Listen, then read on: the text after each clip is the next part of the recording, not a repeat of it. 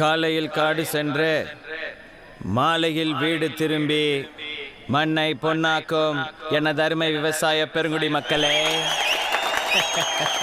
வீட்டில் படிக்கிறேன்னு போய் சொல்லிட்டு வந்திருக்கும் சிறுசுங்களே, எப்ப வேணாலும் போயிடுவோம் போல இருக்கும் பெருசுங்களே, இளைஞர்களை கவர்வதற்கென்றே கலர் கலர் பவுடர் பூசிக்கொண்டு வந்திருக்கும் இளைஞர்களே, இன்னும் இதுக்கும் கை தட்டுறாங்க, மற்றும் மீசைக்காரர்களே, அனைவரையும் வருக வருக என்று வரவேற்பது எங்களுடைய வருத்தப்படாத வாலிபர் சங்கம் சில்லுக்கு வார்பட்டே. அதாவது